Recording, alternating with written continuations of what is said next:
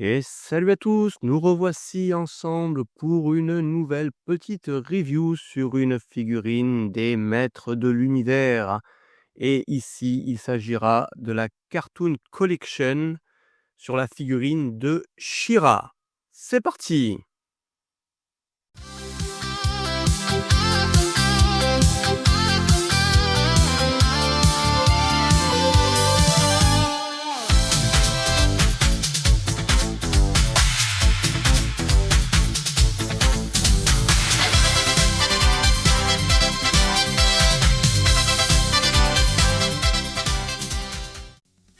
Et nous voici donc en présence de cette figurine qui fait partie de la collection des Maîtres de l'Univers Origins, qui reprend fidèlement les couleurs et le design du dessin animé de She-Ra et des Princesses du Pouvoir.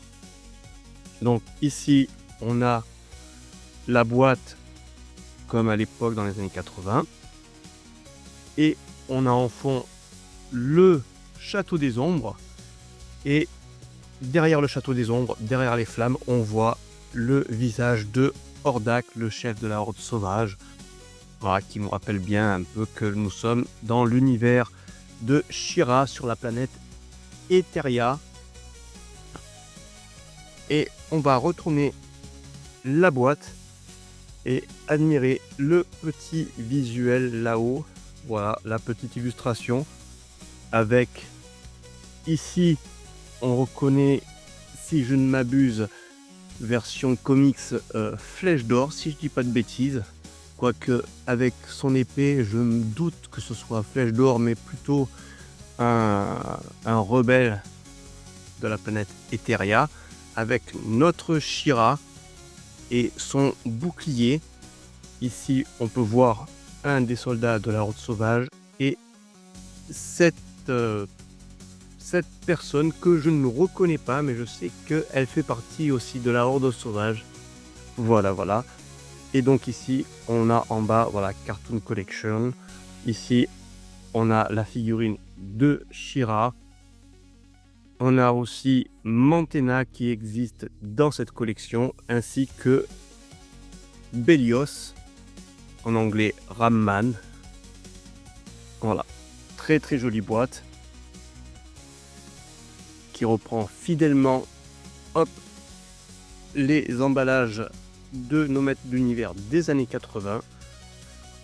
Et on va maintenant passer au déballage et à la présentation de la figurine.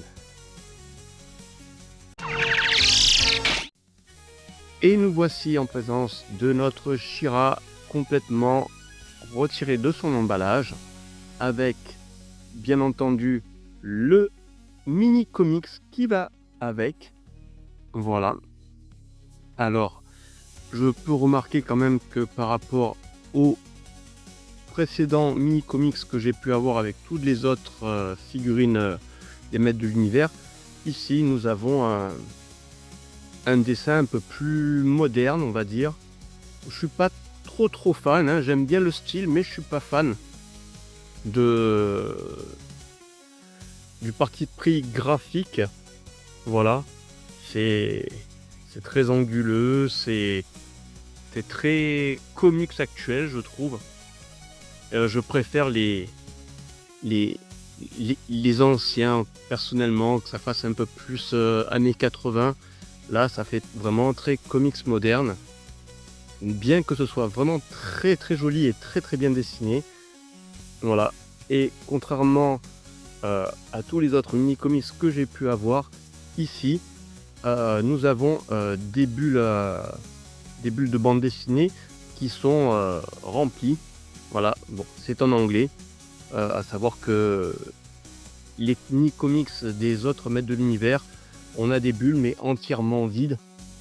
Voilà, ou voire même pas de bulles du tout, hein, c'est juste des mini scénettes. Voilà, c'est sympa. Et ici derrière, hop, on peut voir, voilà, comme sur la boîte, les 3 figurines qui sont disponibles. Maintenant, il y en a beaucoup plus, hein, d'ailleurs dans la Cartoon Collection. Voilà. Et on va passer à la revue de notre petite She-Ra version dessin animé. Et elle est vraiment magnifique. Hop. Le soin au sculpt pour rendre le personnage vraiment fidèle au dessin animé. C'est vraiment magnifique. Elle est vraiment super belle, le visage. On reconnaît vraiment la She-Ra du cartoon. Voilà, au niveau du buste, tout est fidèle. C'est vraiment superbe. On a une belle cape en plastique souple. Une robe qui est ici aussi en plastique souple. Voilà, pour pouvoir faciliter un peu les mouvements des jambes. Au niveau de l'épée, voilà, tout pareil, c'est très très fidèle. Hein. À savoir que l'épée de She-Ra est beaucoup plus fine que celle de Musclor, en plus d'avoir le petit diadème bleu au milieu. Et d'ailleurs, dans le dessin animé, l'épée du pouvoir a le pouvoir justement de se transformer en divers accessoires, y compris en bouclier. Hein. Techniquement, ici nous avons un bouclier qui est la version transformée de l'épée du pouvoir. Et franchement, c'est vraiment une très jolie figurine. Voilà. Le seul truc que je peux regretter, c'est justement l'épée qui, je trouve, est trop souple. Alors, je vais montrer un peu plus. Voilà, on va faire un peu de focus. Vous voyez, elle est tellement souple que voilà, je l'ai sortie de son emballage et elle est déjà tordue. Voilà, contrairement aux autres accessoires des autres maîtres de l'univers qui sont quand même beaucoup plus rigides. Voilà, c'est vraiment le seul truc que je regrette sur cette figurine. D'ailleurs, je ne sais pas si justement j'ai ici l'épée du pouvoir d'une de mes She-Ra. Voilà, c'est l'épée du pouvoir de la She-Ra sortie chez Super Seven. Voilà. Qui est aussi censé être une version fidèle au dessin animé, mais de type vraiment rétro années 80, sans articulation moderne, hein, avec les anciennes articulations. Voilà. Et déjà on voit que c'est quand même une épée plus rigide, même si quelque part elle est pas très fidèle à l'animé. Mais voilà. On va quand même regarder de plus près les articulations de notre figurine. Donc au niveau de la tête, on a une tête sur ball joint qui lui permet de baisser, se lever, tourner à droite et à gauche. Voilà. On est un peu limité en termes de mouvement à cause justement des cheveux longs de She-Ra. Hein. Voilà, on a des petites parties, les cheveux sur l'avant qui empêchent de trop tourner la tête. Mais bon, c'est pas trop contraignant. Au niveau des articulations des bras, elle peut gérer la kyphose. Voilà. On a aussi une rotation des avant-bras 360. Au niveau du poignet, pareil. Et l'on a bien sûr, ici, une articulation en haut et en bas du poignet. Voilà, pour pouvoir arriver à lui faire donner la pose lorsqu'elle lève son épée. Hop, on va lui donner son épée d'ailleurs pour lui donner sa fameuse pose. Hop. Voilà.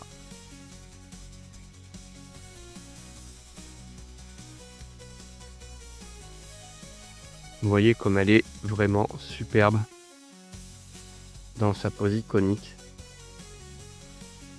Magnifique. Au niveau du buste, on a hop, une rotation à 360. Hein. Voilà. Bon, on n'a pas d'ap crunch sur ce type de figurine, donc elle ne peut pas se pencher vers l'avant ou vers l'arrière. Au niveau des jambes, on a hop, la possibilité d'avoir un grand écart facial. Voilà. C'est un peu difficile à cause justement de la robe. On a ici au niveau des articulations vers l'avant et vers l'arrière, grand maximum. Voilà, c'est le grand maximum qu'on peut avoir en termes d'écartement des jambes.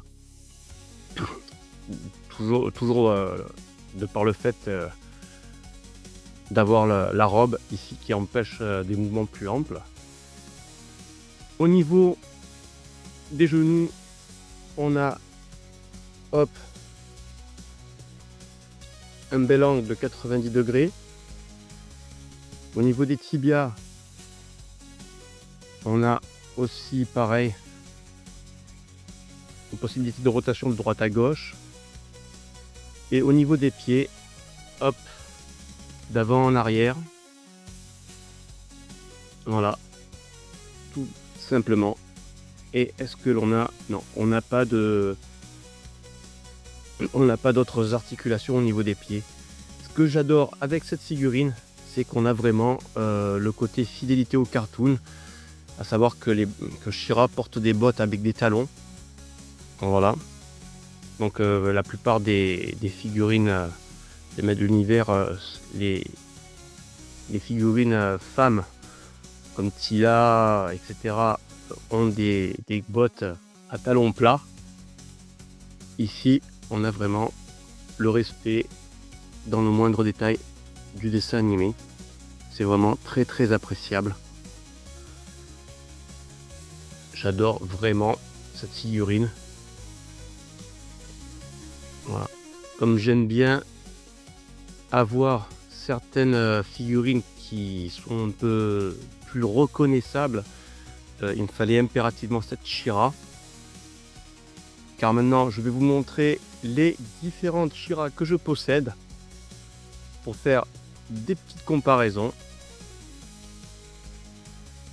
On va donc lui remettre d'abord son petit bouclier. Voilà. Hop. Donc, on aura ici donc notre She-Ra Cartoon Collection. À côté d'elle, je vais vous mettre la She-Ra Motu Origins qui reprend la figurine des princesses du pouvoir des années 80 version jouée. Voilà. Et ensuite la She-Ra version Super 7 avec hop ici son épée du pouvoir et son bouclier. Voilà, avec justement chez Super 7 ce côté fidélité aux jouets des années 80, c'est-à-dire qu'elle n'a pas d'articulation au niveau des avant-bras ni au niveau des genoux ni des pieds, hein. C'est vraiment les articulations d'origine. D'ailleurs ici vous voyez les articulations sont super lâches. Voilà, ça fait un petit moment que j'ai cette figurine et d'ailleurs je ne pense pas que je continuerai d'acheter des figurines venant de chez Super Seven, car il faut savoir que cette figurine, déjà, elle vaut quand même très cher maintenant, parce qu'elle est quasiment introuvable. Et quand on peut la trouver, on la trouve à des prix déraisonnables. Mais il faut savoir une chose, c'est que lorsque je l'ai achetée, ici vous voyez qu'elle a quand même un teint assez mat au niveau du plastique. Et depuis le temps que je l'ai, ça va faire 3-4 ans que je l'ai. Du fait de l'avoir sorti de la boîte, de l'avoir exposé, le plastique a foncé encore plus. De base, elle était moins mat que ça. Et avec l'air ambiant, etc., le plastique a foncé beaucoup plus que ce qu'il aurait dû. Ce qui fait que je me retrouve avec une She-Ra qui a une couleur de peau mate qui n'est plus trop fidèle au dessin animé. Hop, je vais faire un petit zoom arrière. Voilà.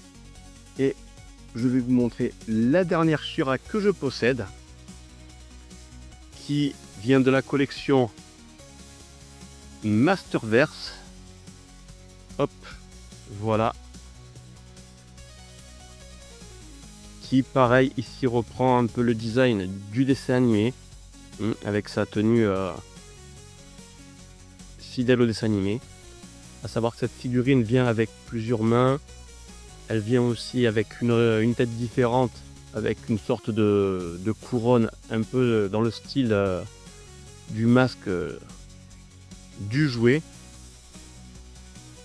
Voilà, avec une cape en tissu. Hop là, vous voyez, elle tient très mal la pose. Voilà, le moindre petit coup de vent. Voilà. Et donc pour cette She-Ra Masterverse, il existe aussi une She-Ra qui est plus dans le mood du jouet, qui est sorti dans la gamme New Eteria, qui me fait pas mal envie quelque part. Et sans nul doute que je prendrai aussi cette She-Ra là, histoire d'avoir les versions fidèles au dessin animé dans les deux versions, que ce soit du Motu Origins ou du Masterverse. Voilà, version jouée et version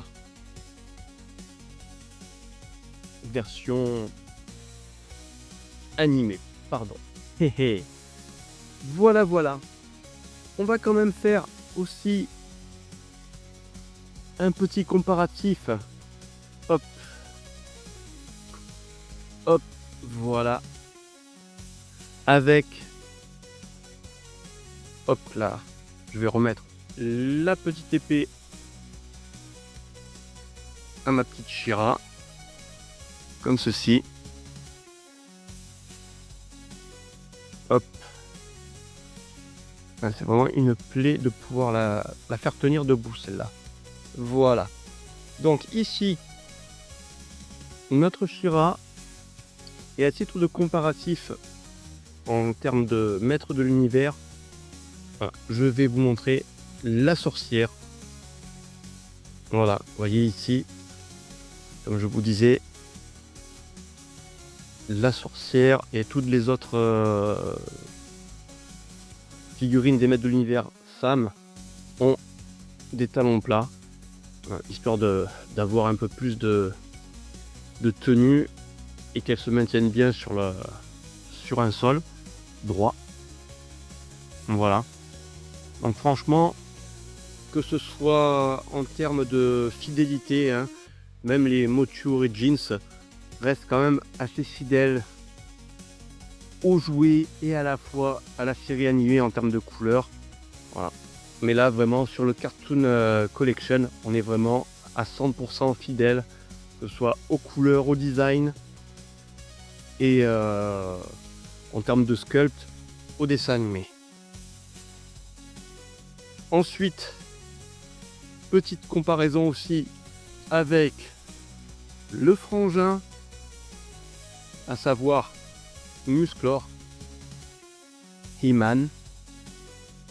Donc ici on a quand même une figurine qui est quand même assez grande, Hop, voilà. Voilà, même beaucoup plus massive, beaucoup plus grande que She-Ra. Après, je ne connais pas la version Cartoon Collection de Musclor. Je ne sais pas si justement il est un peu moins massif. Mais en tout cas, voici une bonne partie de mes figurines. J'aurais aimé que dans cette collection, il puisse aussi nous fournir la monture de She-Ra, à savoir Fulgore ou Éclair, selon s'il est transformé ou pas. Et j'ai bien envie de faire un petit test devant la caméra. Voilà, je prends Kringer et juste pour le fun, comme quand j'étais gamin, hop, on va y mettre She-Ra.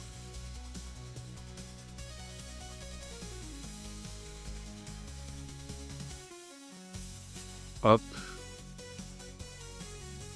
Ah, ça rend quand même pas mal. C'est vraiment très très joli. Ça fit bien. C'est magnifique. Bien. Eh bien, je vous ai présenté cette petite figurine. Voilà, c'est qu'une toute petite review. Et je vous donne rendez-vous pour une prochaine vidéo d'ici la semaine prochaine. Voilà, et la semaine prochaine, on aura droit à une review sur du Transformer. Voilà, je vous laisse la surprise. J'ai aussi une review un peu particulière sur un bootleg. Et sur ce, je vous dis, passez une bonne soirée, passez un bon week-end, passez une bonne semaine et à la prochaine. Ciao!